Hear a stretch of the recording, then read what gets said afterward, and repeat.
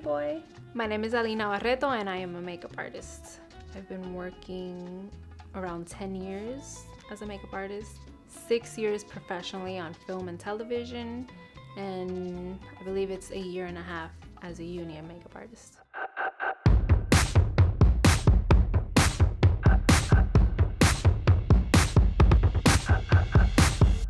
Born in Queens, New York, and I lived here till I was 4 years old, and then mom decided she wanted to move back to Puerto Rico. So she moved me and my brother there, and I lived there for about 23 years. I started for fun with Comic Con, believe it or not. The first year I went, it was like the shittiest costume ever.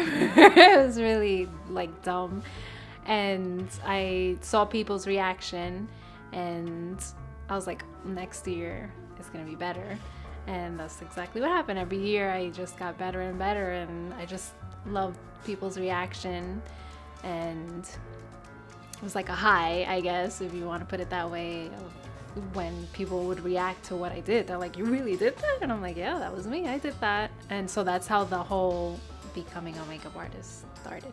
So this is a second one that I made of the costumes that I used for Comic-Con.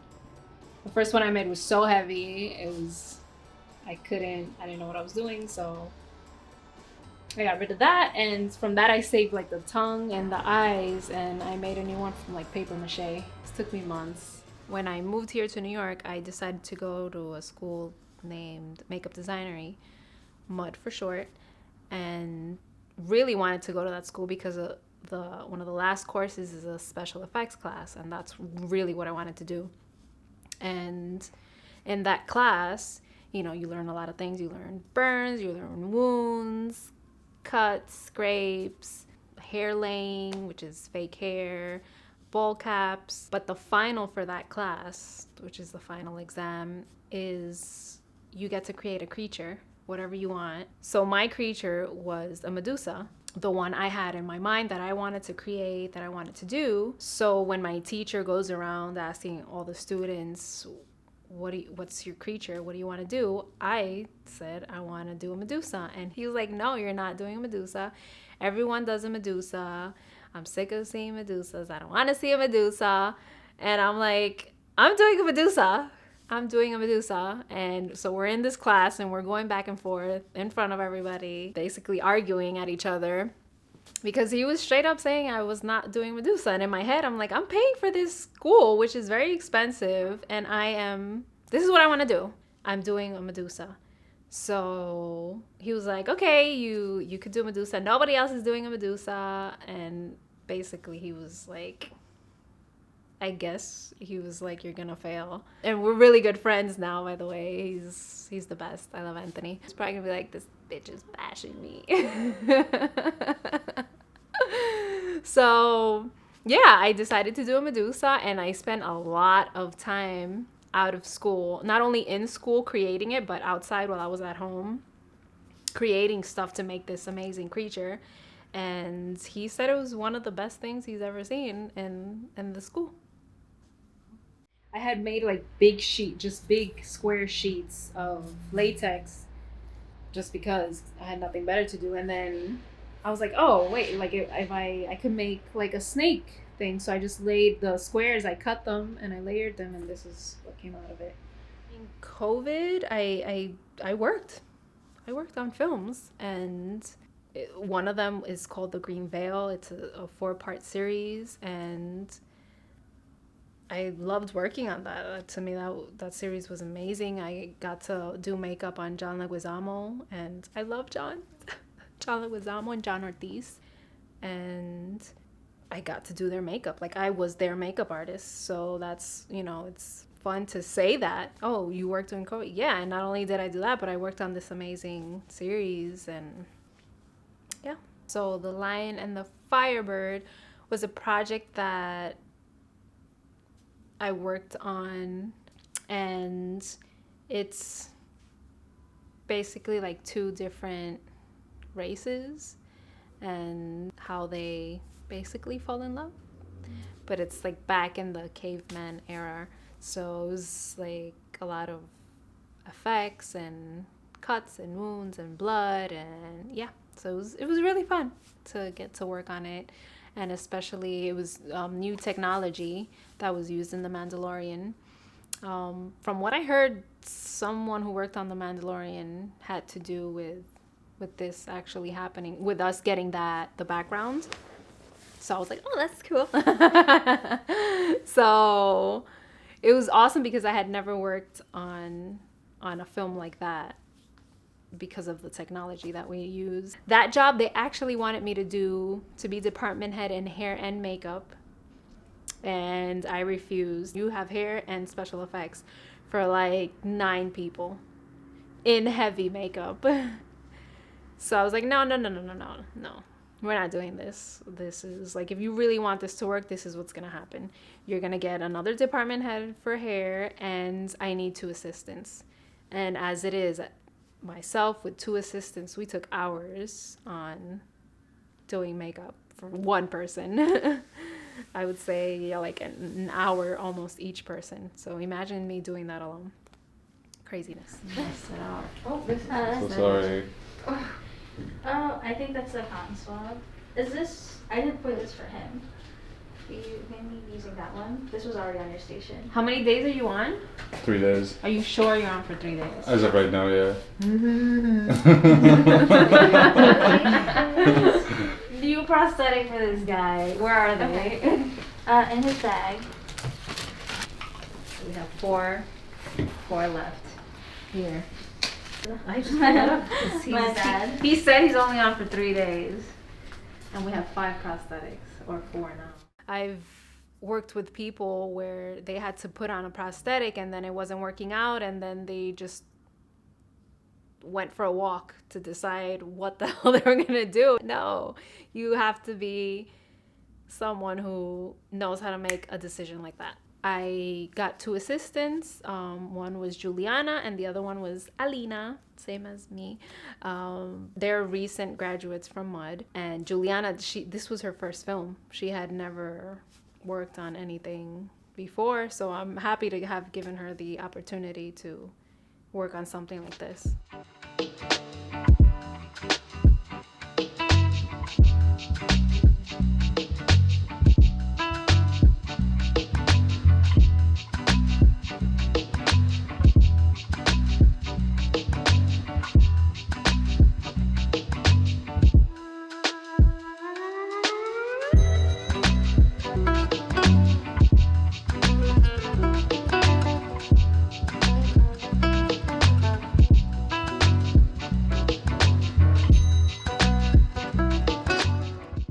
Getting treated like you're small is, yeah, it ranges different departments. Talent, directors, producers, ADs.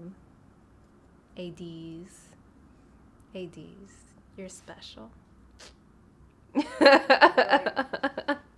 Right? Hurry up. What are you doing? Makeup. Get him out of here. Yeah. And I'm not afraid to like voice my opinion. That's just how I am. But I have worked under other people that I see the way they get talked to. I feel like the makeup department gets kind of treated like, oh, it's the girls' department, and you know, like they don't really include us in a lot. And I feel like a lot of the communication is off when it comes to makeup department. But then again, I feel like that's all sets. That communication is like whack. But me in particular feel like I get talked down to. I mean, not really. And I handle the situation if that was the case. Like, I'm not the one to just stay quiet if somebody was talking down to me. Like, I speak up. And I think that's something that if you want to become a makeup artist, you should definitely learn. Speak up for yourself and know when you're being treated like shit, and defend yourself and have a voice. Don't let anybody step all over you, because I have had situations where, like, a director, she was yelling at everybody, being horrible to the makeup department, and I was like, I'm not having this. And I walked off set. I left because I you know, not only was it a low budget and we weren't getting paid a lot, but what gives you the right to treat the people that are working for you for free?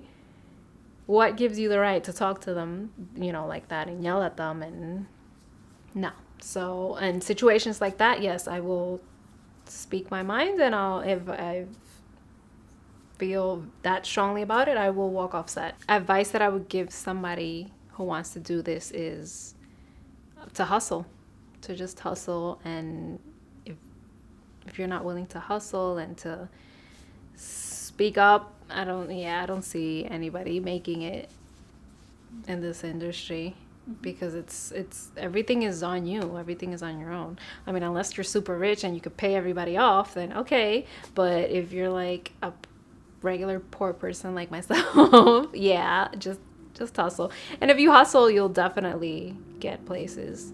It's just a matter of time, you know? It took me like 2 years to get paid well. So, you know, if you're willing to wait 2 years, I feel like you're fine. You'll be fine. My boyfriend, he was like, we're bored to death, let's do something. And he's like, why not start a YouTube? So I was like, oh, yeah, okay. So I didn't want to do it alone. So I used one of my best friends, Andre, and he was like, yeah, I'm on board. I'm not doing anything, so let's do it. We decided to try and do it a little different, where we're explaining more in detail how to do certain special effects. But we wanted to kind of do it bilingual. So like if you go into our channel, there's some Spanish videos and some English videos, because I also feel like there's not enough content out there for the Spanish viewers. It's mostly towards, you know, people who speak English. And I feel like myself and Andre, who came from, you know, he came from Colombia, I came from Puerto Rico. Like even today I have somebody is like, oh, can I talk to you from Puerto Rico? And he's like, I need to ask you some questions about special effects. And I actually do get that a lot. People from Puerto Rico that see my work and they're like, oh, you're from Puerto Rico, so am I. Can I please ask you a couple of questions from, you know, special effects or makeup? And I'm like, yeah, sure. Why not? So I, you know, like I said, I love helping people. So it's always exciting to help people and to have them contact me and ask me questions, because I love helping them out and, I don't know, getting somewhere like where I'm at now. But that was like the purpose of the YouTube channel, was just to help and do it in both Spanish and English, to, you know, for both, just to be fair.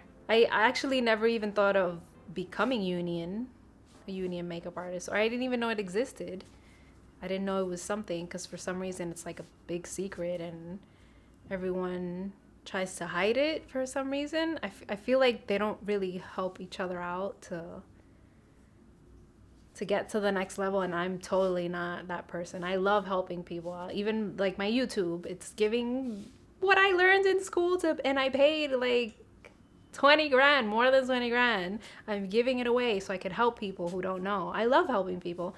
So I feel like being a union makeup artist, it's like everything is a secret. Like people don't really help each other, and it really sucks, because I feel like like the world is shit. Like why would you not want to help out? I don't know why certain people like PAs get treated like small, because the PAs do so much work. The PAs, I've seen them run around, do shit that they should not be doing, and weather that they should not be doing it in, and with like no sleep. They was on strike because get treated like shit. Everyone should be treated the same. Everyone is human on set, so I don't understand why anyone on set has to be treated like they're small.